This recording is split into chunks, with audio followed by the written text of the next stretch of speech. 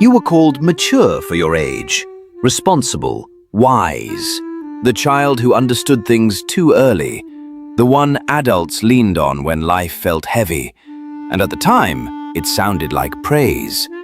But what no one told you was that this maturity was not a gift you chose.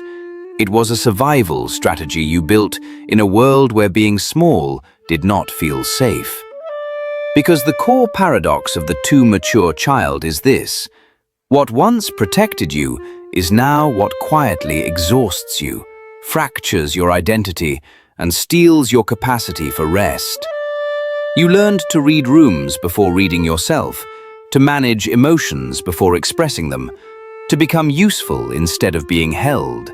And now, even when life is calm, your nervous system is not. Because psychology names what happened to you as parentification, emotional neglect, and hypervigilance, where a child becomes the emotional stabilizer, the quiet caretaker, not always through obvious abuse, but through subtle absence, where your feelings existed without a witness, wiring your brain's threat systems to stay alert, shaping your default mode network to believe that worth is conditional and safety must be earned. And through avoidant or anxious avoidant attachment, you learned that needing too much overwhelmed others. So you hid it, not because you needed less, but because it was safer to disappear emotionally.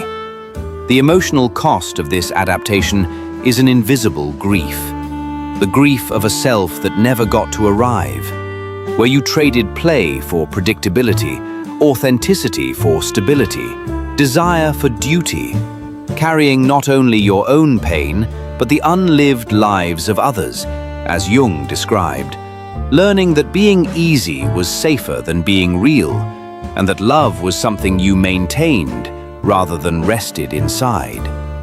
So adulthood arrives, but the vigilance stays, making rest feel guilty, needs feel burdensome, and worth feel measured by how much you can carry. And this shapes adult life in predictable ways. You become the emotional regulator in relationships, the over-functioner at work, the person with weak boundaries and strong guilt, the one who intellectualizes feelings instead of feeling them, who doesn't know what they want, but knows what is expected.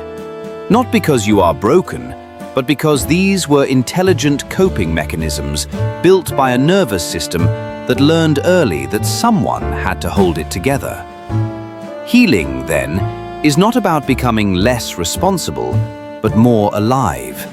Through inner child work that asks what you never received, shadow work that reclaims softness, anger, and dependency, nervous system regulation that teaches your body the danger has passed, and the radical choice to prioritize softness over survival, to let yourself be unfinished, to let others carry weight, to rest without justification, remembering that what is most personal is most universal, that your story is not rare, your pain is not isolated, and your healing is not selfish. Because the goal is not to erase your maturity, but to integrate it with play, need, and joy. And in the end, the goal is not to be fixed, but to become whole.